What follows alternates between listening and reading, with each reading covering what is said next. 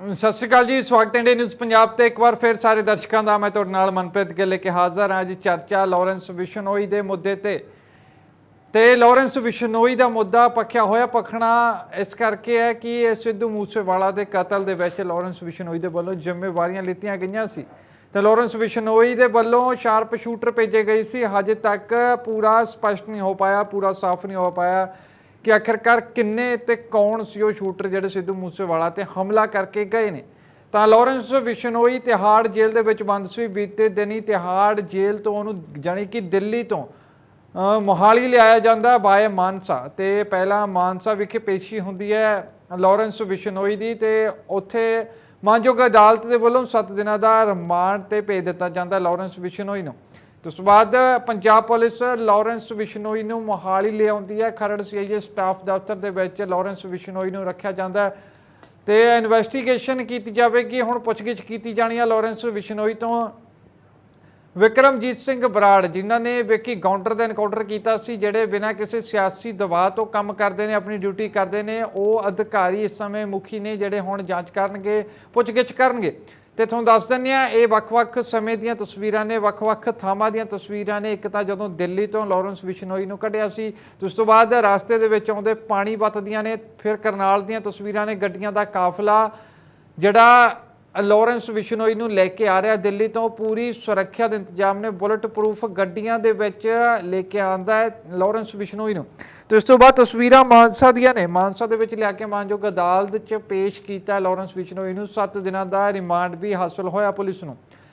ते मानसा तो बाद जदों सुनवाई हो जाती है तो सवेरे ही सुनवाई तो बाद लॉरेंस बिश्नोई नूं बुलेट प्रूफ गड्डियां दे विच होर भी इंतजाम किए होंदे ने। गड्डियां दा काफला हुंदा नाल, सुरक्षा दे पूरे इंतजाम होंदे ने।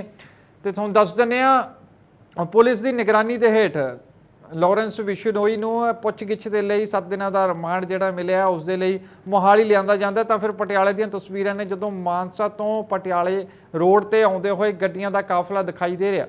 तो आखिर दे विच तस्वीरां ने मोहाली जदों पहुंच जाते हैं, खरड़ CIA स्टाफ दे विच पहुंच जाते हैं लॉरेंस बिश्नोई नूं लैके पंजाब पुलिस के अधिकारी। तो दस्सिया जा रहा है कि बुलेट प्रूफ गड्डियां भी 2 गड्डियां सी, किते जेकर एक गड्डी राह दे विच खराब हो जाती तो उस दे लई बैकअप दे लई 2 गड्डियां सी, एक गड्डी होर भी लेके गए हुए सी मुलाजम। सुरक्षा के इंतजाम पूरे किए हुए सी। तां हुण कुछ चर्चावां ये भी हो रही ने कि लॉरेंस बिश्नोई नूं गुप्त जगह ते जो भेज दिता है पुछगिछ दे लई। तो साडे नाल वख-वख पार्टियां दे जुड़े ने बुलारे अज चर्चा करने के लिए इस मुद्दे ते, क्योंकि सिद्धू मूसेवाला कतल मामले नूं लैके लॉरेंस बिश्नोई जिसनूं हुण रिमांड ते लिआंदा गया है, मोहाली विखे पुछगिछ की जाएगी। तो जिहड़े पार्टियां दे बुलारे साडे नाल जुड़े ने, सब तो पहलां तां जी आया स्वागत है सारियां पार्टियां दे बुलारियां दा। ते राजनीतिक एक्सपर्ट प्रोफैसर मनजीत सिंह वो भी साडे नाल जुड़े हुए ने, गुरदेव संधू कांग्रेस पार्टी तो ने, अशोक सरीन भारतीय जनता पार्टी तो एडवोकेट नवदीप आम आदमी पार्टी के आगू ने। सारिਆਂ तो सवाल किए जाएंगे। पार्टी तो जो पूछा जाएगा लॉरेंस बिश्नोई जिहड़ा गैंगस्टर है जिसनूं लैके वड्डे सवाल खड़े हो रहे हैं, जेल दे विच बैठ के जिहड़ा काला कारोबार चला रहा है, तो हुण इन्हां नूं जेलों दे विच सहूलतां कौन दिंदा? किते कोई राजनीतिक सहायता नहीं इन्हां गैंगस्टरां ते, किते ना होवे वड्डे खुलासे हो जाण जदों पुछगिछ होवे लॉरेंस बिश्नोई तो, ते किते किसी सियासी आगू का नाम विच आ जाए तो सिस्टम तो भरोसा उठ जाएगा लोगों का। तो हुण सब तो पहला सवाल भारतीय जनता पार्टी के आगू तो करांगे, क्योंकि केंद्र दे विच भारतीय जनता पार्टी है तो जिहदी जिम्मेवारी इस समय पूरे देश नूं बचाउण दी, पूरे देश की निगरानी करन दी। ते सवाल उन्हां तो करांगे। अशोक जी की मनदे हो तुसीं कि किवें आउंदे ने इन्हां शूटरां दे कोल, खास तौर ते लॉरेंस बिश्नोई के जिहड़े शूटर ने उन्होंने कोल ऑटोमैटिक हथियार आ जाते हैं, इहो जिहे हथियार आ जाते हैं, विदेशी हथियार, रूसी हथियार कहते हैं जिन्होंने AN-94 वर्गे हथियार लॉरेंस बिश्नोई के शूटरां के हत्थां दे विच आ जाते हैं। किवें आउंदे ने, कौन जिम्मेवार उसके पिछे, क्यों नहीं देख रेख की जाती? की लगता है कि हुण तक इस ते जांच क्यों नहीं हुई कि किवें विदेशी हथियार आउंदे ने भारत दे विच? लॉरेंस बिश्नोई के शूटरां दे कोल आ जाते हैं, सिद्धू मूसेवाले का कतल किया उत्थे भी दस्सिया गया कि विदेशी हथियारों का इस्तेमाल किया। किस दी नाकामी मनदे हो इस दे पिछे जिहड़े विदेशी हथियार इन्हां गैंगस्टरां दे हत्थां दे विच आउंदे ने? क्यों नहीं इन्हां दी जांच एजेंसियां तो करवाई जाती? 8 साल हो गए ने भारतीय जनता पार्टी नूं केंद्र दे विच बणिया ਤੇ 8 ਸਾਲ ਦੇ ਵਿੱਚ ਕਿਉਂ ਨਹੀਂ ਪਤਾ ਲਗਾਇਆ ਗਿਆ ਕਿ ਵਿਦੇਸ਼ੀ ਹਥਿਆਰ ਕਿਵੇਂ ਆਉਂਦੇ ਨੇ ਆਪਣੇ ਦੇਸ਼ ਦੇ ਵਿੱਚ? ਕੀ ਕਹਿਣਾ ਚਾਹੋਗੇ, ਕਿਸ ਨੂੰ ਤੁਸੀਂ ਜ਼ਿੰਮੇਵਾਰ ਮੰਨਦੇ ਹੋ ਜਿਹੜੇ ਵਿਦੇਸ਼ੀ ਹਥਿਆਰ ਆਪਣੇ ਦੇਸ਼ ਦੇ ਵਿੱਚ ਆਉਂਦੇ ਨੇ?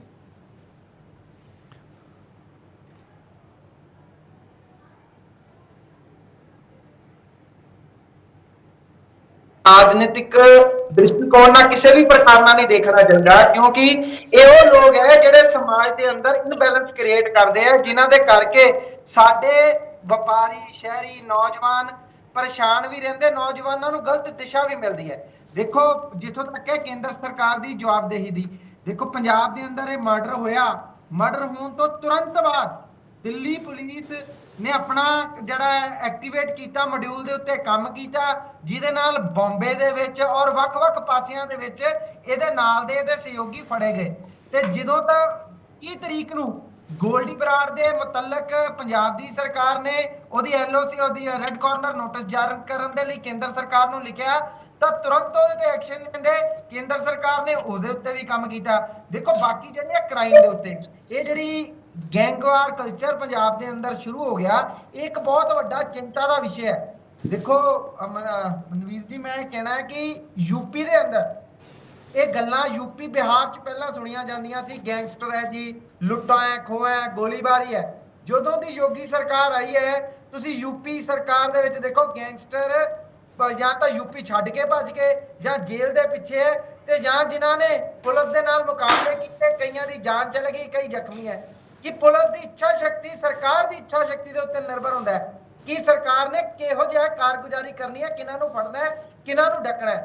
ਸਾਡੀ ਸਰਕਾਰ ਜ਼ੀਰੋ ਟੋਲਰੈਂਸ ਤੇ ਕੰਮ ਕਰ ਰਹੀ ਹੈ ਔਰ ਕਿਸੇ ਵੀ ਪ੍ਰਕਾਰ ਨਾਲ, ਦੇਖੋ ਮੈਂ ਇਹ ਆਰੋਪ ਨਹੀਂ ਲਾਣਾ ਚਾਹੁੰਦਾ ਕਿ ਮੈਂ ਆਰੋਪ ਲਾਵਾਂ ਜੀ ਫਲਾਣੀ ਸਰਕਾਰ ਫਲਾਣੀ ਸਰਕਾਰ ਫਲਾਣੀ ਸਰਕਾਰ।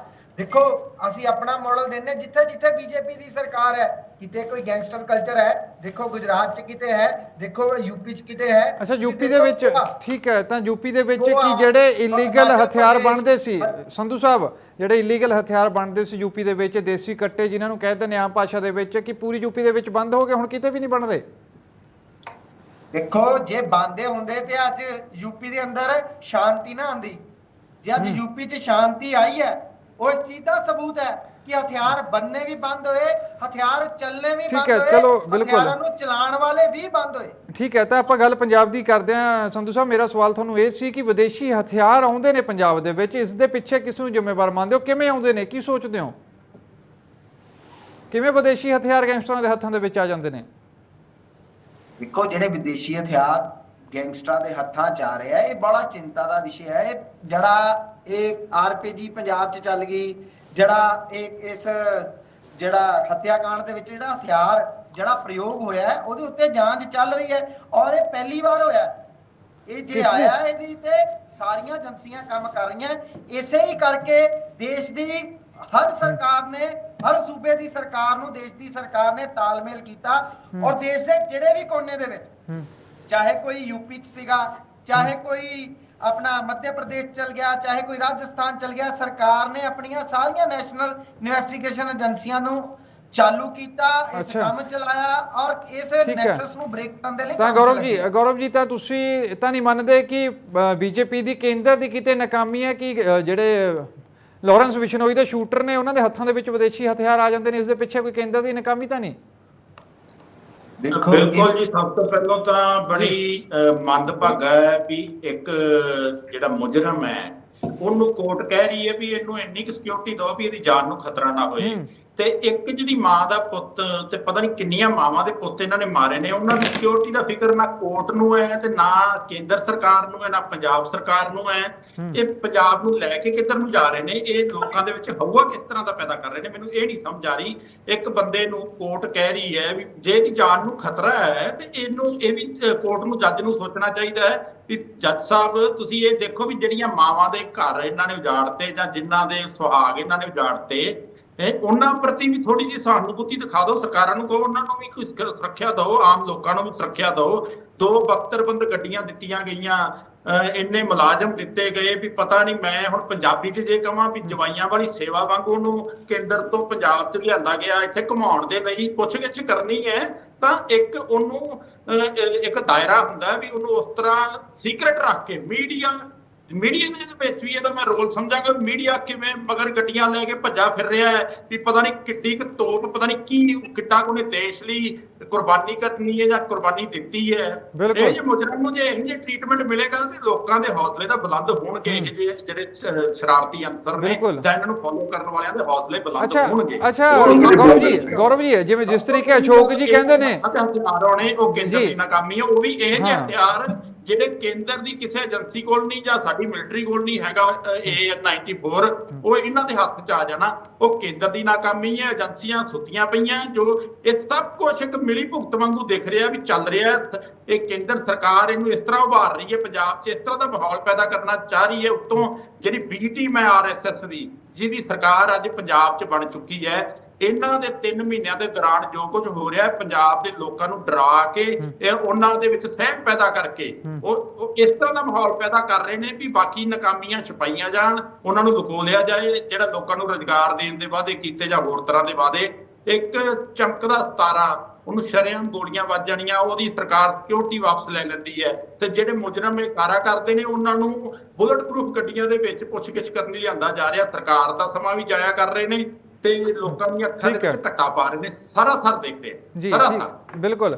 ਤਾਂ ਸਾਡੇ ਨਾਲ ਜੁੜੇ ਹੋਏ ਨੇ ਆਮ ਆਦਮੀ ਪਾਰਟੀ ਦੇ ਵੀ ਬੁਲਾ ਰਹੇ ਨੇ ਐਡਵੋਕੇਟ ਜੀ। ਨਵਦੀਪ ਜੀ, ਕੀ ਮੰਨਦੇ ਹੋ, ਤੁਹਾਨੂੰ ਕੀ ਲੱਗਦਾ ਹੈ ਜੇਲ੍ਹਾਂ ਦੇ ਵਿੱਚ ਉਹ ਰੈਕੀ ਹੁੰਦੀ ਹੈ, ਜੇਲ੍ਹਾਂ ਦੇ ਵਿੱਚ ਬੈਠੇ ਲਾਰੈਂਸ ਬਿਸ਼ਨੋਈ ਨੇ ਜਿਹੜੇ ਗਰੁੱਪ ਨੇ ਜ਼ਿੰਮੇਵਾਰੀ ਲੱਤੀ ਹੈ ਸਿੱਧੂ ਮੂਸੇਵਾਲਾ ਕਤਲकांड ਦੀ, ਉਹਦਾ ਗਿਰੋਹ ਇੰਨਾ ਫੈਲ ਜਾਂਦਾ ਹੈ, ਜੇਲ੍ਹ ਦੇ ਵਿੱਚੋਂ ਪਲੈਨਿੰਗ ਕਰ ਲਿੱਤੀ ਜਾਂਦੀ ਹੈ ਕਤਲ ਦੀ।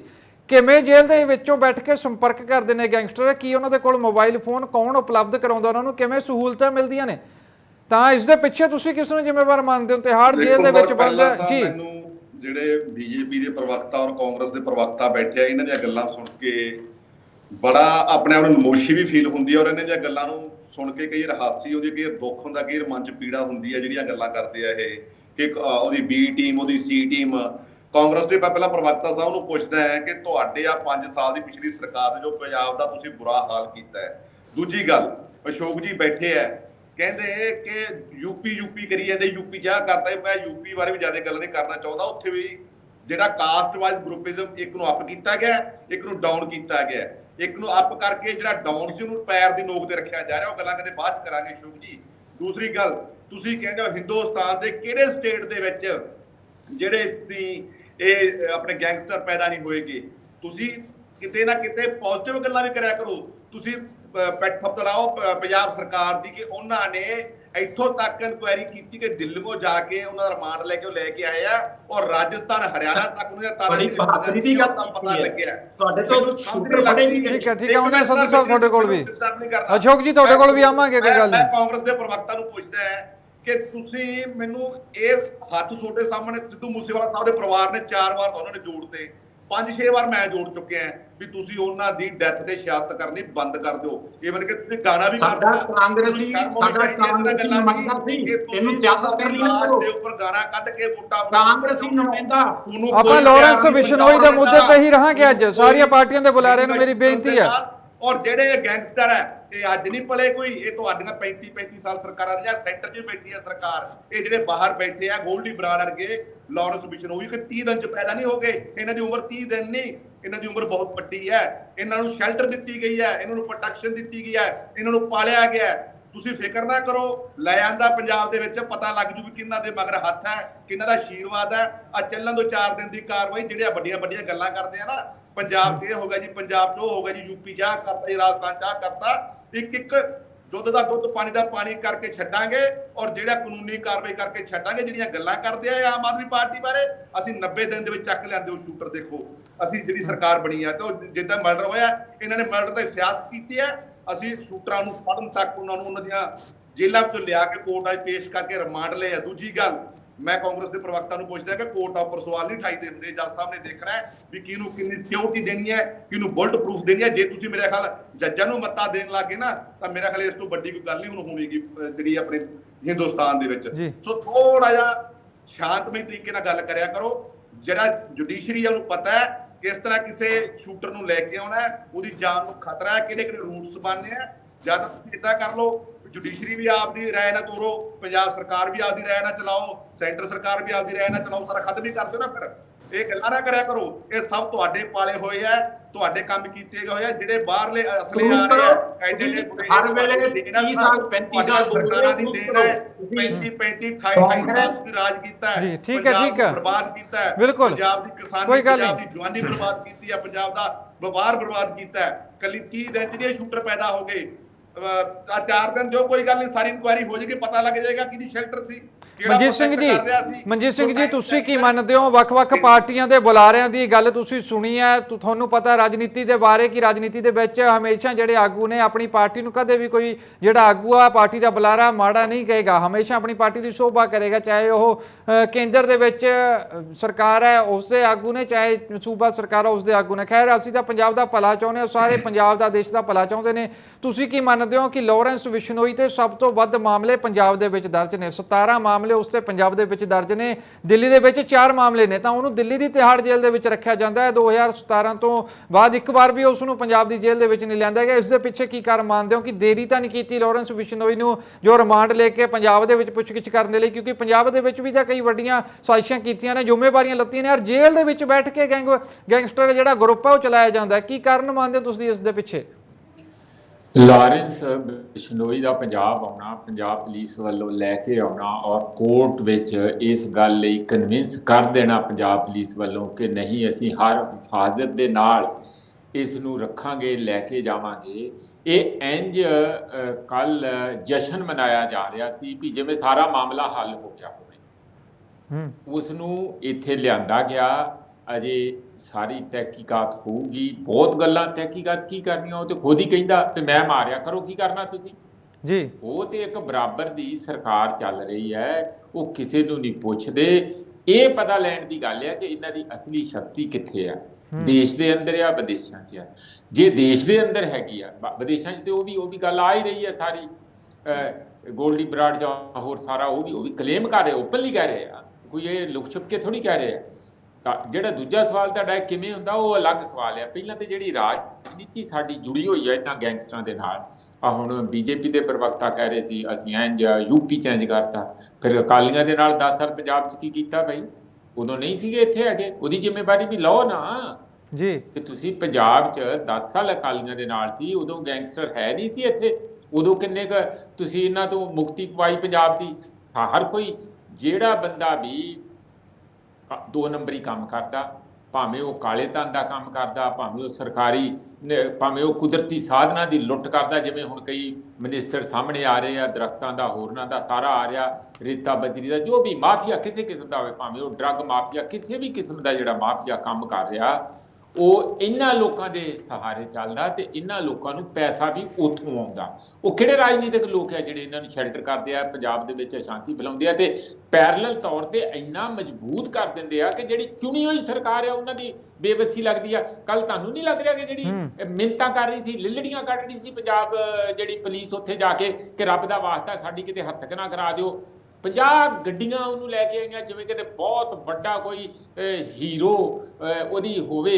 ਇਹ ਗੱਲ ਠੀਕ ਕਹਿ ਰਹੇ ਆ ਕਾਂਗਰਸ ਦੇ ਪ੍ਰਵਕਤਾ ਕਿ ਜਿਹੜੇ ਦੂਜੇ ਲੋਕ ਆ ਨਾਲ ਦੇ ਯੰਗ ਮੁੰਡੇ ਜਿਹੜੇ ਇੱਧਰ ਨੂੰ ਬੈਂਟ ਆਫ ਮਾਈਂਡ ਦੇ ਵਿੱਚ ਹੈਗੇ ਆ, ਜਿਨ੍ਹਾਂ ਕੋਲ ਰੁਜ਼ਗਾਰ ਨਹੀਂ ਹੋਰ, ਉਹ ਸੋਚਦੇ ਕਿ ਯਾਰ ਇਹਦੇ ਨਾਲ ਤੇ ਹੀਰੋ ਹੀ ਬੜੇ ਤਕੜੇ ਬਣੀਦਾ, ਮਾਰ ਪੁਲਿਸ ਬੁਲਟ ਪ੍ਰੂਫ ਗੱਡੀ, ਮੀਡੀਆ ਦੇ ਵਿੱਚ ਸਾਰਾ ਕੁਝ ਦਿਖਾਇਆ ਜਾ ਰਿਹਾ ਕਿ ਜਿਹੜੇ ਵੀ 4 ਦਿਨ ਹੁੰਦੇ ਆ ਆਪਾਂ ਇੱਕ ਬਹੁਤ ਵੱਡੇ ਹੀਰੋ ਦੇ ਤੌਰ ਤੇ ਜਿਹਨੇ ਭਾਵੇਂ ਬਾਅਦ ਚ ਗੋਲੀ ਲਾ ਕੇ ਮਾਰੀ ਜਾਈਏ।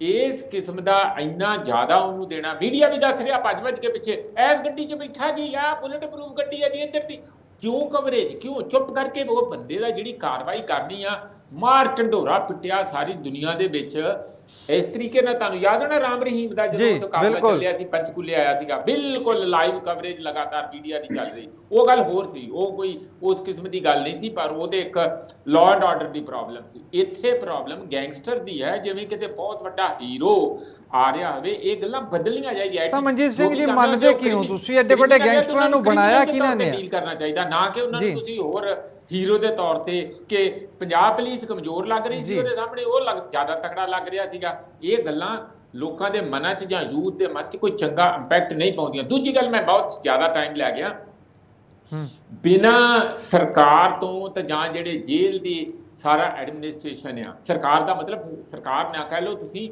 ਕੁਝ ਬੰਦੇ ਜਿਹੜੇ ਸਰਕਾਰ 'ਚ ਬੈਠੇ ਹੁੰਦੇ ਆ, ਉਹ ਪੁਲਿਸ 'ਚ ਵੀ ਸਾਰੇ ਨਹੀਂ, ਪੁਲਿਸ 'ਚ ਵੀ ਕੁਝ ਬੰਦੇ ਤੇ ਜਿਹੜੇ ਜੇਲ੍ਹਾਂ ਦੇ ਵਿੱਚ ਕੁਝ ਬੰਦੇ, ਇਹ ਸਾਰੇ ਰਲ ਕੇ ਜਿਹੜਾ ਸੈਕੰਡ ਫਿਡਲ ਚੱਲਦੀ ਹੈ, ਜਿਹੜੀ ਸੈਕੰਡ ਪੈਰਲਲ ਸਰਕਾਰ ਚੱਲਦੀ ਹੈ, ਇੱਕ ਜਿਹੜੀ ਬਾਹਰੋਂ ਦਿਖਦੀ ਹੈ, ਇੱਕ ਜਿਹੜੀ ਅੰਡਰਗਰਾਊਂਡ ਜਿਹਦੇ ਫਿਰ ਜਦੋਂ ਫੜੇ ਜਾਂਦੇ ਆ ਫਿਰ ਕੱਲੀ ਕੱਲੀ ਗੱਲ ਉੱਧੜ ਕੇ ਆਉਂਦੀ ਆ। ਪੰਜਾਬ 'ਚ ਵੀ ਉੱਧੜ ਕੇ ਆਊਗੀ, ਹੋਰਨਾਂ ਜਗ੍ਹਾ ਤੇ ਵੀ ਉੱਧੜ ਕੇ ਆਊਗੀ। ਕਹਿਣ ਦਾ ਮੇਰਾ ਮਤਲਬ ਇਹ ਹੈਗਾ ਕਿ ਅੰਦਰ ਬਿਨਾਂ ਉਹ ਅਮਲਾ ਫੈਲਾ, ਜੇਲ੍ਹ ਸੁਪਰਡੈਂਟ ਹੋਰ ਪੁਲਿਸ ਹੋਰ ਉਹਨਾਂ ਦੇ ਪਿੱਛੇ ਰਾਜਨੀਤਿਕ ਲੋਕ, ਉਹਨਾਂ ਦੀ ਬਿਨਾਂ ਸਪੋਰਟ ਤੋਂ ਕਦੀ ਅੰਦਰ ਕੁਝ ਨਹੀਂ ਹੋ ਸਕਦਾ। ਔਰ ਇਹ ਮੈਂ 50 ਸਾਲਾਂ ਦਾ 40 ਸਾਲਾਂ ਦਾ ਗਵਾਹ ਆ ਕਿ ਮੈਂ ਖੁਦ ਦੇਖ ਰਿਹਾ ਇਸ ਗੱਲ ਨੂੰ।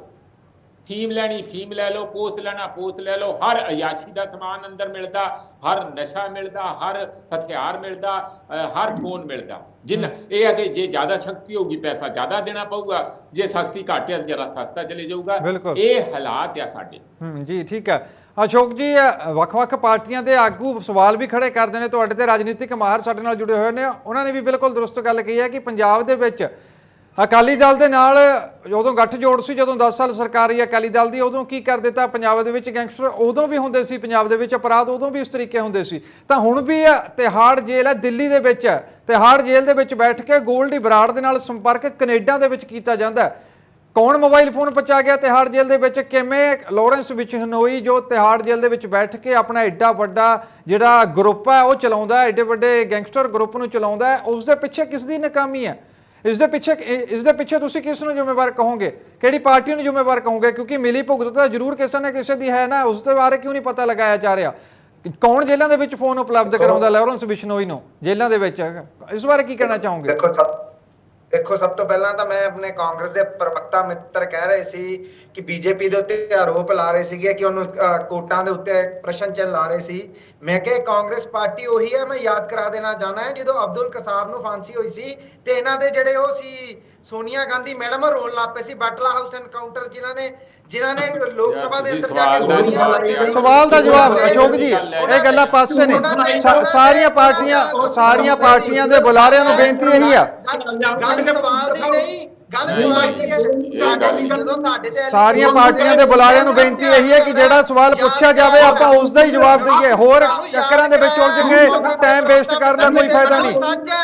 ਦੁਨੀਆ ਦੇਖਦੀ ਹੈ ਅਸ਼ੋਕ ਜੀ ਠੀਕ ਹੈ ਸੰਧੂ ਸਾਹਿਬ ਠੀਕ ਹੈ। ਅਸ਼ੋਕ ਜੀ ਜਿਹੜਾ ਸਵਾਲ ਤੁਹਾਨੂੰ ਪਹਿਲਾਂ ਪੁੱਛਿਆ ਉਸ ਦਾ ਜਵਾਬ ਦੇ ਦਿਓ ਪਲੀਜ਼।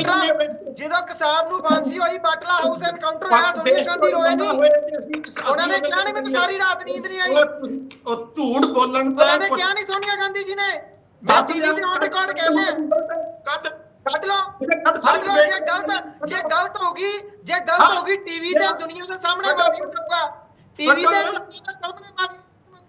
ਅੱਜ ਡਿਬੇਟ ਲਾਰੈਂਸ ਬਿਸ਼ਨੋਈ ਦੇ ਮੁੱਦੇ ਨੂੰ ਲੈ ਕੇ ਚੱਲ ਰਹੀ ਹੈ ਤਾਂ ਮੇਰੀ ਬੇਨਤੀ ਦੋਵੇਂ ਪਾਰਟੀਆਂ ਦੇ ਬੁਲਾਰਿਆਂ ਨੂੰ ਇਹੀ ਹੈ ਕਿ ਹੋਰ ਮੁੱਦਿਆਂ ਨੂੰ ਲੈ ਕੇ ਜੇਕਰ ਆਪਾਂ ਸਮਾਂ ਖਰਾਬ ਕਰਦੇ ਹਾਂ ਫਿਰ ਚਰਚਾ ਕਰਨ ਦਾ ਕੋਈ ਫਾਇਦਾ ਨਹੀਂ ਹੁੰਦਾ। ਅਸ਼ੋਕ ਜੀ ਤੁਹਾਨੂੰ ਬੇਨਤੀ ਹੈ ਮੇਰੀ।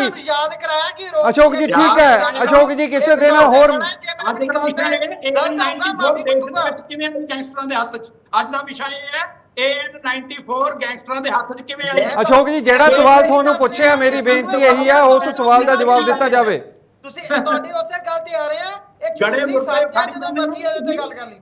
ਮੇਰੀਆਂ ਸਾਰੇ ਪਾਰਟੀਆਂ ਦੇ ਬੁਲਾਰਿਆਂ ਨੂੰ ਬੇਨਤੀ ਹੈ ਜਿਹੜਾ ਸਵਾਲ ਪਹਿਲਾਂ ਪੁੱਛਿਆ ਜਾਵੇ ਉਸ ਦਾ ਜਵਾਬ ਦੇ ਕੇ ਬਾਅਦ ਚੋਂ ਦੂਜੀ ਪਾਰਟੀ ਦੇ ਸਵਾਲ ਖੜੇ ਕਰ ਸਕਦੇ ਹੋ, ਇਸ ਦੇ ਵਿੱਚ ਕੋਈ ਇਤਰਾਜ਼ ਨਹੀਂ। ਪਰ ਅਸ਼ੋਕ ਜੀ ਜਿਹੜਾ ਸਵਾਲ ਤੁਹਾਨੂੰ ਪਹਿਲਾਂ ਪੁੱਛਿਆ ਉਸ ਦੇ ਬਾਰੇ ਤੁਸੀਂ ਦੱਸ ਸਕਦੇ ਹੋ, ਆਪਣਾ ਸਪਸ਼ਟੀਕਰਨ ਦਿਓ ਕਿ ਤਿਹਾੜ ਜੇਲ੍ਹ ਦੇ ਵਿੱਚ ਬੈਠਾ ਲਾਰੈਂਸ ਬਿਸ਼ਨੋਈ ਕਿਵੇਂ ਕੈਨੇਡਾ ਦੇ ਵਿੱਚ ਬੈਠੇ ਗੋਲਡੀ ਬਰਾੜ ਦੇ ਨਾਲ ਸੰਪਰਕ ਕਰਦਾ, ਕਿਵੇਂ ਉਹਨਾਂ ਦੇ ਕੋਲ ਮੋਬਾਈਲ ਫੋਨ ਪਹੁੰਚਦਾ, ਇਸ ਦੇ ਪਿੱਛੇ ਕਿਸ ਦੀ ਨਾਕਾਮੀ ਮੰਨਦੇ ਹੋ ਤੁਸੀਂ, ਕਿਸ ਦੀ ਮਿਲੀ ਭੁਗਤ ਮੰਨਦੇ ਹੋ, ਕਿਸ ਦੇ ਸਿਰ ਭੰਡਾ ਭੰਨਣਾ ਚਾਹੋਗੇ? ਦੇਖੋ ਗੋਲਡੀ ਬਰਾੜ ਦੀ ਲਾਰੈਂਸ ਬਿਸ਼ਨੋਈ ਦੇ ਨਾਲ ਗੱਲ ਹੋਈ ਹੈ ਕਿ ਨਹੀਂ ਹੋਈ ਹੈ, ਹਲੇ ਇਸ ਚੀਜ਼ ਦੇ ਉੱਤੇ ਨਾ ਤਾਂ ਪੰਜਾਬ ਸਰਕਾਰ ਨੇ, ਨਾ ਪੰਜਾਬ ਪੁਲਿਸ ਨੇ, ਨਾ ਦਿੱਲੀ ਦੀ ਸਰਕਾਰ ਨੇ, ਦਿੱਲੀ ਦੀ ਪੁਲਿਸ ਨੇ, ਗੈਂਗਸਟਰ ਤਾਂ ਖੁਦ ਕਹਿੰਦੇ ਨੇ, ਉਹ ਤਾਂ ਖੁਦ ਸੋਸ਼ਲ ਮੀਡੀਆ ਤੇ ਪੋਸਟਾਂ ਪਾ ਕੇ ਜ਼ਿੰਮੇਵਾਰੀਆਂ ਲੈ ਰਹੇ ਨੇ, ਉਹ ਤਾਂ ਖੁਦ ਜ਼ਿੰਮੇਵਾਰੀਆਂ ਲੈ ਰਹੇ ਨੇ ਅਸ਼ੋਕ ਜੀ। ਅਸ਼ੋਕ ਜੀ ਉਹ ਤਾਂ ਖੁਦ ਜ਼ਿੰਮੇਵਾਰੀਆਂ ਲੈ ਰਹੇ ਨੇ ਪੋਸਟਾਂ ਪਾ ਕੇ ਸੋਸ਼ਲ ਮੀਡੀਆ ਤੇ। ਇਸ ਗੱਲ ਦੇ ਉੱਤੇ ਜਾਂਚ ਚੱਲ ਰਹੀ ਹੈ। ਅੱਛਾ ਤੁਸੀਂ ਮੰਨਦੇ ਨਹੀਂ, ਤੁਸੀਂ ਇਹ ਗੱਲ ਵੀ ਨਹੀਂ ਮੰਨ ਰਹੇ, ਫਿਰ ਤੁਸੀਂ ਇਹ ਗੱਲ ਵੀ ਨਹੀਂ ਮੰਨ ਰਹੇ ਕਿ ਲਾਰੈਂਸ ਬਿਸ਼ਨੋਈ ਜੇਲ੍ਹ ਦੇ ਵਿੱਚ ਰਹਿ ਕੇ ਆਪਣਾ ਗੈਂਗਸਟਰ ਗਰੁੱਪ ਚਲਾ ਰਿਹਾ? ਇਹ ਵੀ ਪੋਸੀਬਲ ਨਹੀਂ ਹੈ। ਇਸ ਗੱਲ ਤੋਂ ਤਾਂ ਆਪਾਂ ਇਨਕਾਰ ਨਹੀਂ ਨਾ ਕਰ ਸਕਦੇ ਕਿ ਫਰੌਤੀਆਂ ਮੰਗੀਆਂ ਜਾ ਰਹੀਆਂ ਨੇ। ਆਪਣਾ ਗੈਂਗ ਜਨਰੇਟ ਕਰ ਰਿਹਾ, ਆਪਰੇਟ ਕਰ ਰਿਹਾ, ਇਸ ਦੇ ਲਈ ਹੀ ਉਹਦੇ ਬੰਦੇ ਫੜੇ ਗਏ। ਜੇ ਉਹਨਾਂ ਦੇ ਕੋਈ ਤਾਲਮੇਲ, ਕੋਈ ਉਹਨਾਂ ਦੀ ਫੋਨ ਕਾਲ ਜਿਹੜੇ ਵੀ ਫੜੇ ਗਏ, ਚਲੋ ਚਲੋ ਜੇ ਸਾਡੇ ਤੇ ਆਰੋਪ ਲਾਉਂਦੇ, ਜੇ ਸਾਡੇ ਕੋਲ ਦੀ ਕਾਲ ਡਿਟੇਲ ਨਹੀਂ ਨਿਕਲੀ ਤੇ ਜਿਹੜੇ ਪੰਜਾਬ ਪੁਲਿਸ ਕਹਿੰਦੀ ਸੀਗੀ ਇਹ ਫੜੇ, ਇਹਨਾਂ ਨੇ ਨਹੀਂ ਕੋਈ ਟੈਲੀਫੋਨ ਨੰਬਰ ਲਿੱਤਾ। ਇਹ ਦੇਖੋ ਇਨਵੈਸਟੀਗੇਸ਼ਨ ਦੇ ਮੈਟਰ ਹੁੰਦੇ ਆ, ਇਹ ਪੁਲਿਸ ਨੇ ਆਪਣੇ ਪੱਖ ਤੇ ਰੱਖਣਾ। ਮੈਂ ਕੋਈ ਪੰਜਾਬ ਪੁਲਿਸ ਤੇ ਆਰੋਪ ਨਹੀਂ ਲਾਉਂਦਾ ਜਾਂ ਕਿਸੇ ਤੇ ਵੀ ਨਹੀਂ ਆਰੋਪ ਲਾਉਂਦਾ, ਪਰ ਜਿਹੜੀ ਗੱਲ ਇਹ ਆਈ ਹੈ ਥੋੜੇ ਦਿਨ ਚ ਸਪਸ਼ਟੀਕਰਨ ਹੋ ਜਾਣਾ। ਅੱਛਾ ਅਸ਼ੋਕ ਜੀ, ਆਪਣੇ ਦੇਸ਼ ਦੀ ਇਹ ਤਾਂ ਤਰਾਸਦੀ ਰਹੀ ਆ, ਹਰ ਇੱਕ ਮਾਮਲਾ ਚਾਹੇ ਵੱਡਾ ਹੋਵੇ ਚਾਹੇ ਛੋਟਾ ਹੋਵੇ, ਜਾਂਚ ਚੱਲ ਰਹੀ ਹੈ, ਇੱਥੇ ਹੀ ਆ ਕੇ ਰੁਕ ਜਾਂਦਾ ਹੈ। ਤਾਂ ਜੇਕਰ ਜਾਂਚ ਹੀ ਕਰਵਾਉਣੀ ਤੇ ਏਜੰਸੀਆਂ ਤੋਂ ਕਿਉਂ ਨਹੀਂ ਜਾਂਚ ਕਰਵਾਈ? ਲਾਰੈਂਸ ਬਿਸ਼ਨੋਈ ਦੇ ਮੁੱਦੇ ਨੂੰ ਲੈ ਕੇ 36 ਮਾਮਲੇ ਉਸ ਤੇ ਦਰਜ ਹੋਏ ਸੀ ਵੱਖ-ਵੱਖ ਸੂਬਿਆਂ 'ਚ, 5 ਸੂਬਿਆਂ ਦੇ ਵਿੱਚ। ਕੋਈ ਫਰੌਤੀ ਮੰਗਣ ਦੇ, ਕੋਈ ਜੋ ਕਤਲ ਕਰਨ ਦੇ, ਕਿਤੇ ਲੁੱਟਖੋ ਕਰਨ ਦੇ, ਕਿਤੇ ਡਕੈਤੀ ਕਰਨ ਦੇ ਜਿਹੜੇ ਮਾਮਲੇ ਦਰਜ ਹੋਏ ਨੇ, ਉਹ ਕਿਸੇ ਮੈਟਰ ਨੂੰ ਲੈ ਕੇ ਹੀ ਦਰਜ ਹੋਏ ਨੇ ਨਾ। ਦੇਖੋ ਸਾਰੀ ਜਗ੍ਹਾ ਜਿੱਥੇ 36 ਮਾਮਲੇ ਦਰਜ ਹੋਏ, ਸਾਰੀ ਜਗ੍ਹਾ ਬੀਜੇਪੀ ਦੀ ਸਰਕਾਰ ਨਹੀਂ। ਇਹ ਮਾਮਲੇ ਤਾਂ ਹੀ ਦਰਜ ਹੋਏ ਨਾ ਕਿ ਆਪਣੇ ਆਪਣੇ ਸੂਬੇ ਦੀ ਸਰਕਾਰ ਦੀ ਪੁਲਿਸ ਆਪਣਾ ਆਪਣਾ ਕੰਮ ਕਰ ਰਹੀ ਹੈ। ਦੇਸ਼ ਦਾ ਇੱਕ ਸਿਸਟਮ ਹੈ ਤੇ ਜਿਹੜਾ ਕਾਨੂੰਨ ਦੀ ਪ੍ਰਕਿਰਿਆ ਹੈ ਉਹਦੇ ਉੱਤੇ ਐਵੀਡੈਂਸ ਚੱਲ ਰਿਹਾ, ਗਵਾਹੀਆਂ ਲਾਗੂ ਹੈ, ਉਹਦੇ ਤੇ ਉਹਨੂੰ ਸਜ਼ਾ ਹੋ ਜਾਣੀ। ਜੀ ਠੀਕ ਹੈ। ਤਾਂ ਸੰਧੂ ਸਾਹਿਬ ਜੀ ਠੀਕ ਕਾਨੂੰਨ ਹੈ, ਆਪਣਾ ਕੰਮ ਕਰ ਰਿਹਾ, ਇਹਦੇ ਉੱਤੇ ਮੈਂ ਕੋਈ ਕਿਸੇ ਪਾਰਟੀ ਤੇ ਆਰੋਪ ਨਹੀਂ ਲਾ ਰਿਹਾ। ਹਰ ਸੂਬੇ ਦੀ ਪੁਲਿਸ ਜਦੋਂ ਉਹਨੂੰ ਕੋਈ ਇਨਫੋਰਮੇਸ਼ਨ ਮਿਲਦੀ ਹੈ ਕ੍ਰਾਈਮ ਦੀ, ਉਹ ਕਾਰਵਾਈ ਕਰ ਰਹੀ ਹੈ। ਪਰ ਜਿਹੜੀ ਗੱਲ ਇਹ ਹੈ ਕਿ ਆਪਣਾ ਗੈਂਗਸਟਰ ਵੱਧ ਕੇ ਪ੍ਰਫੁੱਲਿਤ ਕਿੱਦਾਂ ਹੋ ਰਿਹਾ, ਇਹਦੇ ਉੱਤੇ ਪ੍ਰਸ਼ਨ ਚਿੰਨ੍ਹ ਦੇਣ ਦੀ ਲੋੜ ਹੈ। ਮੈਂ ਇਹ ਨਹੀਂ ਕਹਿੰਦਾ ਕਿ ਅਸੀਂ ਉਹ ਕਰਤਾ ਯੂਪੀ, ਅਸੀਂ ਪੰਜਾਬ ਦੀ ਸਰਕਾਰ ਦਾ ਫਰਜ਼ ਹੈ, ਅਸੀਂ ਸਾਰੀਆਂ ਪਾਰਟੀਆਂ ਉਹਨਾਂ ਨਾਲ ਹੈ, ਗੈਂਗਸਟਰ ਖਤਮ ਕਰਨੇ ਚਾਹੀਦੇ ਹੈ। ਬਾਕੀ ਇਹ ਫੰਡਾਮੈਂਟਲ ਰਾਈਟ ਜਿਹੜੇ ਵੀ ਹੈ, ਦੋਸ਼ੀ ਕੋਲ ਵੀ ਹੈ, ਜਿਹੜੇ ਮਦਈ ਕੋਲ ਵੀ ਹੁੰਦੇ ਆ, ਪਰ ਜਿਹੜਾ ਲਾਰੈਂਸ ਬਿਸ਼ਨੋਈ ਦਾ ਕੇਸ ਹੈ ਉਹਦੇ ਚ ਕੇਂਦਰ ਸਰਕਾਰ ਦੇ ਅੰਤਰਗਤ ਚੱਲਣ ਵਾਲੀ ਪੁਲਿਸ ਨੇ ਵਿਦ ਨੋ ਟਾਈਮ ਐਕਸ਼ਨ ਲਿੱਤਾ, ਰਿਐਕਸ਼ਨ ਕੀਤਾ, ਰਿਜ਼ਲਟ ਦਿੱਤਾ। ਚਲੋ ਇਹ ਤਾਂ ਜਾਂਚ ਦੇ ਵਿੱਚ ਸਾਹਮਣੇ ਆ ਜਾਵੇਗਾ ਕਿ ਉਸ ਨੂੰ ਕਿਸ ਦੀ ਰਾਜਨੀਤਿਕ ਛਾਇਆ ਹੈ, ਕੀ ਹੋ ਰਿਹਾ ਕੀ ਨਹੀਂ ਹੋ ਰਿਹਾ, ਸਭ ਗੱਲਾਂ ਜਾਂਚ ਦੇ ਵਿੱਚ ਸਾਹਮਣੇ ਆਉਣਗੀਆਂ। ਠੀਕ ਹੈ। ਤਾਂ ਗੌਰਵ ਜੀ, ਤੁਸੀਂ ਕੀ ਮੰਨਦੇ ਹੋ ਕਿ ਲਾਰੈਂਸ ਬਿਸ਼ਨੋਈ ਤੇ ਸਕੰਜਾ ਪਹਿਲਾਂ ਕਿਉਂ ਨਹੀਂ ਕੱਸਿਆ ਗਿਆ? ਇਹੀ ਸਵਾਲ ਹੈ ਮੇਰਾ ਤੁਹਾਨੂੰ ਕਿ ਪਹਿਲਾਂ ਕਿਉਂ ਨਹੀਂ ਸਕੰਜਾ ਕੱਸਿਆ ਗਿਆ ਲਾਰੈਂਸ ਬਿਸ਼ਨੋਈ ਤੇ? ਕੀ ਕਾਰਨ ਮੰਨਦੇ ਉਸ ਦੇ ਪਿੱਛੇ? ਕਿ ਰਾਜਨੀਤਿਕ ਛਾਇਆ ਸੀ, ਉਸ ਨੂੰ ਕੋਈ ਕਿਸੇ ਪਾਰਟੀ ਦੀ ਸਪੋਰਟ ਸੀ, ਕੀ ਚੱਕਰ ਪਿਆ ਕਿ ਪਹਿਲਾਂ ਸਕੰਜਾ ਕਿਉਂ ਨਹੀਂ ਕੱਸਿਆ ਗਿਆ? ਦੇਖੋ ਜਿਹੜੀ ਇਹ ਗੱਲ ਕਰਦੇ ਨੇ, ਪਹਿਲਾਂ ਤਾਂ ਇਹ ਜਿਹੜਾ ਅੱਜ ਦਾ ਮੁੱਦਾ ਹੈ ਵੀ ਬਾਹਰਲੇ ਹਥਿਆਰ ਇਹਨਾਂ ਅਨਸਰਾਂ ਦੇ, ਗੈਂਗਸਟਰਾਂ ਦੇ ਹੱਥ ਕਿਵੇਂ ਲੱਗ ਰਹੇ ਨੇ, ਉਹ ਤਾਂ ਕੇਂਦਰ ਦੀ ਜ਼ਿੰਮੇਵਾਰੀ ਹੈ ਨਾ, ਇਹਨਾਂ ਦੀਆਂ ਕੇਂਦਰੀ ਏਜੰਸੀਆਂ ਦੀ ਜ਼ਿੰਮੇਵਾਰੀ ਹੈ ਵੀ ਉਹ ਨਾਕਾਮ ਨੇ। ਇਹ ਚੱਕ ਕੇ ਮੁੱਦਾ ਕਿੱਥੇ ਲੈ ਜਾਂਦੇ ਨੇ, ਇਹ ਜਾਂ ਝੂਠ ਪਠਾਨ ਬੋਲ ਕੇ ਲੋਕਾਂ ਨੂੰ ਗੁੰਮਰਾਹ ਕਰਕੇ ਇਹ ਸਰਕਾਰ ਇਹਨਾਂ ਨੇ। ਠੀਕ ਹੈ ਅਸ਼ੋਕ ਜੀ, ਤੁਹਾਨੂੰ ਸਮਾਂ ਦਿੱਤਾ ਗਿਆ ਸੀ। ਜਲੰਧਰ ਸਿਟੀ ਇੰਸਟੀਚਿਊਟ ਚ ਤੁਹਾਡੀ ਸਰਕਾਰ ਚ ਇੱਕ 47 ਬਣੀਆਂ ਗਈਆਂ ਸੀ। ਦੂਜੀ ਗੱਲ ਮੈਂ ਕਹਿਣ ਲੱਗਾ, ਕੀ ਕੀਤਾ ਦੱਸੋ? ਜੇ ਪੁਰਾਣੇ ਮੁੱਦਿਆਂ ਤੇ ਜਾਣਾ, ਜਲੰਧਰ ਸਿਟੀ ਇੰਸਟੀਚਿਊਟ ਦੇ ਵਿੱਚ ਇੱਕ 47 ਬਣੀਆਂ ਗਈਆਂ ਸੀ ਕਸ਼ਮੀਰੀ ਬੱਚਿਆਂ ਦੇ ਕੋਲੋਂ, ਉਹ ਕੀ ਕੀਤਾ ਤੁਸੀਂ? ਤੁਸੀਂ 2 ਮਿੰਟ ਗੱਲ ਸੁਣੋ, ਪਹਿਲਾਂ ਗੱਲ ਸੁਣੋ। ਫਿਰ ਜੇ ਗੱਲ ਵਜਨ ਦੀ ਕਰੋ, ਗੱਲ ਸਹੀ ਕਰੋ। ਮੈਂ ਝੂਠ ਨਹੀਂ ਬੋਲ ਰਿਹਾ, ਗੱਲ ਕਰ ਰਹੇ ਹਾਂ। ਮੈਂ ਵਿਸ਼ੇ ਦੀ ਗੱਲ ਕਰ ਰਿਹਾ ਸੀ, ਤੁਸੀਂ ਆਰੋਪ ਲਾਇਆ ਸੀ ਕਿ ਅਸੀਂ ਗਲਤ ਕਹਿੰਦੇ ਆ। ਠੀਕ ਹੈ ਅਸ਼ੋਕ ਜੀ, ਤੁਹਾਨੂੰ ਸਮਾਂ ਦਿੱਤਾ ਗਿਆ ਸੀ ਬੋਲਣ ਦਾ, ਫਿਰ ਆ ਜਾਾਂਗੇ ਤੁਹਾਡੇ ਕੋਲ। ਸੰਧੂ ਸਾਹਿਬ, ਤੁਸੀਂ ਇਸ ਗੱਲ ਦਾ ਜਵਾਬ ਦੇ ਦਿਓ ਪਹਿਲਾਂ, ਬਾਅਦ ਚੋਂ ਅਗਲੀ ਗੱਲਾਂ ਫਿਰ ਕਰ ਲਾਂਗੇ ਕਿ ਕੀ ਲੱਗਦਾ ਹੈ ਲਾਰੈਂਸ ਬਿਸ਼ਨੋਈ ਤੇ ਸਕੰਜਾ ਪਹਿਲਾਂ ਕਿਉਂ ਨਹੀਂ ਕੱਸਿਆ ਗਿਆ? ਹੁਣ ਜਦੋਂ ਪਾਣੀ ਸਿਰ ਦੇ ਉੱਪਰੋਂ ਦੀ ਲੰਘ ਰਿਹਾ, ਹੁਣ ਲਾਰੈਂਸ ਬਿਸ਼ਨੋਈ ਦਾ ਰਿਮਾਂਡ ਲਿਆ ਜਾ ਰਿਹਾ, ਦਿੱਲੀ ਤੋਂ ਲਿਆਂਦਾ ਜਾ ਰਿਹਾ ਪੰਜਾਬ, ਤਾਂ ਕਿਉਂ ਨਾ ਕਿ ਦੇਰੀ ਤਾਂ ਨਹੀਂ ਹੋਈ? ਪਹਿਲਾਂ ਕਿਉਂ ਨਹੀਂ ਸਕੰਜਾ ਕੱਸਿਆ ਗਿਆ ਲਾਰੈਂਸ ਬਿਸ਼ਨੋਈ ਤੇ? 5 ਸਾਲ ਕਾਂਗਰਸ ਦੀ ਵੀ ਸਰਕਾਰ ਰਹੀ ਹੈ ਸਰ। 5 ਸਾਲਾਂ ਦੇ ਵਿੱਚ ਕਾਂਗਰਸ ਪਾਰਟੀ ਨੇ 2-3 ਵੱਡੇ ਗੈਂਗਸਟਰ ਜਿਹੜੇ ਪੰਜਾਬ ਦੇ ਵਿੱਚ ਪੂਰੇ ਆਪਰੇਟਿਵ ਸੀਗੇ, ਉਹਨਾਂ ਦਾ ਇਨਕਾਊਂਟਰ ਕੀਤਾ, ਤੁਹਾਨੂੰ ਯਾਦ ਹੋਏਗਾ ਪਿਛਲੇ ਸਮੇਂ ਦੌਰਾਨ। ਠੀਕ ਹੈ। ਉਸ ਤੋਂ ਬਾਅਦ ਬਿਲਕੁਲ ਗੈਂਗਸਟਰ ਕਲਚਰ ਨੂੰ ਠੱਲ ਪੈ ਗਈ। ਇਹ ਲੋਕ ਇੱਥੋਂ ਭੱਜ ਕੇ ਹੋਰ ਸਟੇਟਾਂ 'ਚ ਚਲੇ ਗਏ, ਉੱਥੇ ਭਾਵੇਂ ਰਾਜਨੀਤਿਕ ਛੇ ਹੋਏ, ਕੁਛ ਹੋਏ, ਇਹਨਾਂ ਨੂੰ ਇਹ ਪੰਜਾਬ ਛੱਡ ਗਏ।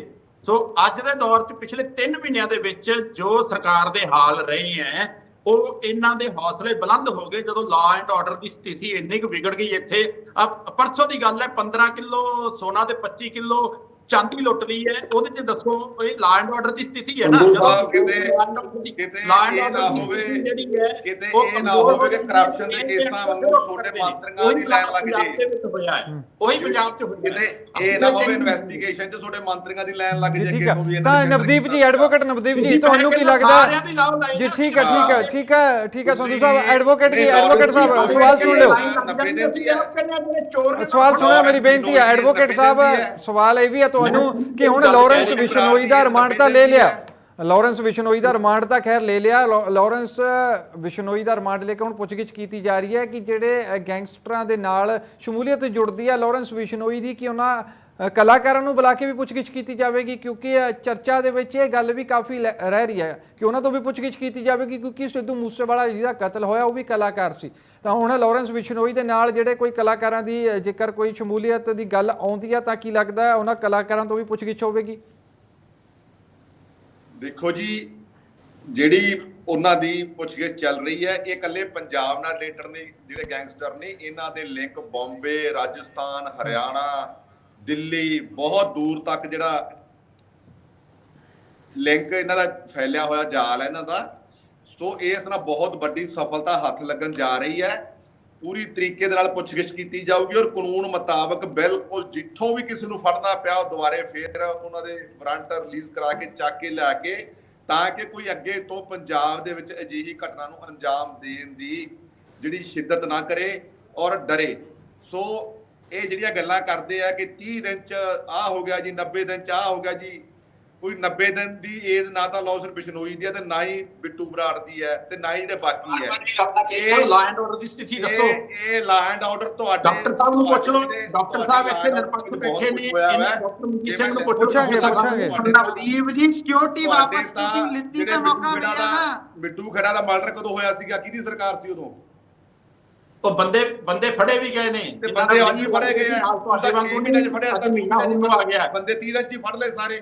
ਸੋ ਇਹਨਾਂ ਗੱਲਾਂ ਨੂੰ ਡਿਬੇਟ ਤੇ ਬੈਠ ਕੇ ਕੁਝ ਨਹੀਂ ਹੋਣਾ। ਬਹੁਤ ਸਿਆਣੇ ਪੰਜਾਬ ਦੇ ਲੋਕ ਬਹੁਤ ਬਦਲਾਅ ਚੁੱਕਿਆ ਹੈ। ਜਿਹੜੀਆਂ ਤੁਸੀਂ ਪਹਿਲਾਂ ਗੱਲਾਂ ਕਰਦੇ ਸੀ ਨਾ, ਕਿਆ ਬਾਤ ਹੈ ਤੁਹਾਡੀ, ਕਿਆ ਸਰਕਾਰ ਹੈ ਤੁਹਾਡੀ। ਬਠਿੰਡੇ 'ਚ ਹੋਰ ਲੈਕਚਰ ਦੇਦਾ ਜਾ ਕੇ, ਜੇ ਮੁਕਤਸਰ 'ਚ ਹੋਰ ਦੇਦਾ, ਇਹ ਗੱਲਾਂ ਹੁਣ ਚੱਲਦੀਆਂ ਨਹੀਂ ਤੁਹਾਡੀਆਂ। ਛੱਡ ਦਿਓ ਐਲੀਵੇਟ, ਹੁਣ ਸਹੀ ਤੇ ਸਹੀ ਗੱਲ ਨੂੰ ਕਿਹਾ ਕਰੋ ਡਿਬੇਟ ਦੇ ਵਿੱਚ ਬੈਠ ਕੇ ਵੀ ਜਿਹੜੀ ਗੱਲ ਸਹੀ ਹੈ। ਤੁਸੀਂ ਘੱਟੋ ਘੱਟ ਪੰਜਾਬ ਸਰਕਾਰ ਦੀ ਇਸ ਗੱਲ ਤੇ ਪ੍ਰੇਜ਼ ਕਰੋ ਵੀ ਹਾਂ ਬਿਲਕੁਲ ਲਾਰੈਂਸ ਬਿਸ਼ਨੋਈ ਦਾ ਰਿਮਾਂਡ ਲੈ ਕੇ ਆਂਦਾ ਹੈ, ਪੁੱਛਗਿੱਛ ਚੱਲ ਰਹੀ ਹੈ। ਇਕੱਲੇ ਪੰਜਾਬ ਨਹੀਂ 5-6 ਸਟੇਟਾਂ ਤੇ ਇਸ ਗੱਲ ਦਾ ਇਫੈਕਟ ਹੋਣਾ ਹੈ, ਬੰਬੇ ਤੱਕ ਇਫੈਕਟ ਹੋਣਾ ਹੈ। ਫੋਰਨ ਕੰਟਰੀਜ਼ ਬੈਠੇ ਜਿਹੜੇ ਗੈਂਗਸਟਰ ਉਹਨਾਂ ਦਾ ਜਿਹੜੀ ਗ੍ਰਿਫਤਾਰੀ ਹੋਣੀ ਹੈ। ਸੋ ਇਹ ਗੱਲਾਂ ਨਹੀਂ ਕਰਨੀਆਂ ਚਾਹੀਦੀਆਂ ਕਿ ਆਹ ਨਹੀਂ ਕੀਤਾ। ਬਹੁਤ ਵੱਡੀ ਜਿਹੜੀ ਇਹਦੇ ਨਾਲ ਜਿਹੜੀ ਗੈਂਗ ਵਾਰ ਆ ਉਹ ਰੁਕੇਗੀ ਔਰ ਬਹੁਤ ਵੱਡੇ ਜਿਹੜੇ ਗੈਂਗਸਟਰ ਆ ਫੜੇ ਜਾਣਗੇ।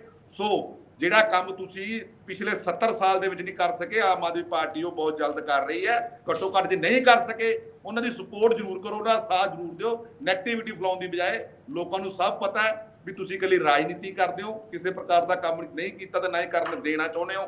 ਸੋ ਇਹ ਅੱਗੇ ਜਾਂਚ ਦਾ ਵਿਸ਼ਾ ਹੈ। ਜਾਂਚ ਦੇ ਵਿੱਚ ਜਿਹੜੇ ਸਟੇਟਾਂ ਦੇ ਵਿੱਚ ਜਿਹੜੇ ਗੈਂਗਸਟਰ ਬੈਠੇ ਹੋਣਗੇ ਸਭ ਨੂੰ ਲਿਆਂਦਾ ਜਾਊਗਾ, ਸਭ ਨੂੰ ਬਣਦੀ ਕਾਨੂੰਨੀ ਜਿਹੜੀ ਹੈ ਸਜ਼ਾ ਦਿੱਤੀ ਜਾਊਗੀ। ਜੀ ਠੀਕ ਹੈ। ਤਾਂ ਪ੍ਰੋਫੈਸਰ ਸਾਹਿਬ ਤੁਸੀਂ ਕੀ ਮੰਨਦੇ ਹੋ? ਤੁਸੀਂ ਤਾਂ ਨਿਰਪੱਖ ਤੌਰ ਤੇ ਹੋ, ਗੱਲ ਪੰਜਾਬ ਦੀ ਕਰੋਗੇ, ਗੱਲ ਦੇਸ਼ ਦੀ ਕਰੋਗੇ, ਤਾਂ ਲੱਖਾਂ ਕਰੋੜਾਂ ਰੁਪਏ ਫਰੌਤੀ ਵੀ ਨਾ ਗੈਂਗਸਟਰਾਂ ਦੇ ਵੱਲੋਂ ਮੰਗੀ ਜਾਂਦੀ ਆ। ਹੁਣ ਤਾਂ ਸਾਰੀਆਂ ਪਾਰਟੀਆਂ ਜੋ ਭੱਜ ਰਹੀਆਂ ਨੇ, ਚਾਹੇ ਕੋਈ ਨਾ ਕੋਈ ਸਿਆਸੀ ਆਗੂ ਜ਼ਿੰਮੇਵਾਰ ਹੋਵੇ, ਖੈਰ ਉਹ ਤਾਂ ਜਾਂਚ ਦੇ ਵਿੱਚ ਸਾਹਮਣੇ ਆਵੇਗਾ ਕਿ ਕਿਹੜੀ ਪਾਰਟੀ ਜ਼ਿੰਮੇਵਾਰ ਹੈ ਇਹਨਾਂ ਗੈਂਗਸਟਰਾਂ ਨੂੰ ਵਧਾਉਣ ਦੇ ਵਿੱਚ। ਜੇਕਰ ਜਾਂਚ ਹੋਈ ਸਹੀ ਤਰੀਕੇ ਦੇ ਨਾਲ ਤਾਂ ਫਿਰ ਦੁੱਧ ਦਾ ਦੁੱਧ ਪਾਣੀ ਦਾ ਪਾਣੀ ਹੋ ਜਾਵੇਗਾ। ਪਰ ਜਿਸ ਤਰੀਕੇ ਹੁਣ ਆਮ ਆਦਮੀ ਪਾਰਟੀ ਦੇ ਬੁਲਾਰੇ ਕਹਿੰਦੇ ਨੇ ਕਿ ਅਸੀਂ ਉਹਨੂੰ ਫੜ ਕੇ ਪੰਜਾਬ ਦੇ ਵਿੱਚ ਲਿਆਂਦਾ ਤੇ ਹੁਣ ਸਾਰਾ ਕੁਝ ਠੀਕ ਹੋ ਜਾਵੇਗਾ, ਸਾਰੀ ਜਾਂਚ ਹੋ ਜਾਵੇਗੀ, ਪਤਾ ਲੱਗ ਜਾਵੇਗਾ ਅਸਲ ਦੋਸ਼ੀ ਕੌਣ ਨੇ, ਕਿਸ ਦੀ ਛਾਇਆ ਜਾਂ ਲਾਰੈਂਸ ਬਿਸ਼ਨੋਈ ਨੂੰ ਕੀ ਪੋਸੀਬਲ ਹੈਗਾ 1 ਹਫ਼ਤੇ ਦੇ ਵਿੱਚ ਪਤਾ ਲੱਗ ਜਾਵੇਗਾ। ਕਿਉਂਕਿ ਆਪਣੇ ਦੇਸ਼ ਦੇ ਵਿੱਚ ਆਪਾਂ ਦੇਖਿਆ ਕੋਈ ਮੁੱਦਾ ਚਾਹੇ ਜਿੱਡਾ ਮਰਜ਼ੀ ਵੱਡਾ ਹੋਵੇ, ਕਦੇ ਹੱਲ ਨਹੀਂ ਹੋਇਆ, ਕਦੇ ਉਸ ਦੀ ਜੜ ਨਹੀਂ ਫੜੀ ਗਈ। ਕੀ ਲੱਗਦਾ ਹੁਣ ਆਮ ਆਦਮੀ ਪਾਰਟੀ ਕਰਕੇ ਦਿਖਾਊਗੀ ਲਾਰੈਂਸ ਬਿਸ਼ਨੋਈ ਦਾ ਰਿਮਾਂਡ ਲਿਆ? ਨਹੀਂ ਦੇਖੋ, ਇਹ ਨਾ ਤੇ ਨਵਦੀਪ ਨੇ, ਨਾ ਤੁਸੀਂ, ਨਾ ਮੈਂ ਕਿਸੇ ਨੂੰ ਵੀ ਫੜਨਾ, ਨਾ ਅਸੀਂ ਕਿਤੇ ਜਾਣਾ। ਸਾਡੇ ਕੋਲ ਇੱਕ ਸਿਸਟਮ ਹੈ, ਉਹ ਸਿਸਟਮ ਦਾ ਅਸੀਂ ਦੁਰਵਰਤੋਂ ਕਰਕੇ ਰਾਜਨੀਤਿਕ ਲੋਕਾਂ ਨੇ ਉਹਨੂੰ ਇੰਨਾ ਕਮਜ਼ੋਰ ਕਰਤਾ, ਇੰਨਾ ਕਰਪਟ ਕਰਤਾ ਕਿ ਉਹਦੇ ਰਾਹੀਂ ਕੰਮ ਲੈਣਾ ਹੀ ਔਖਾ ਹੋਇਆ।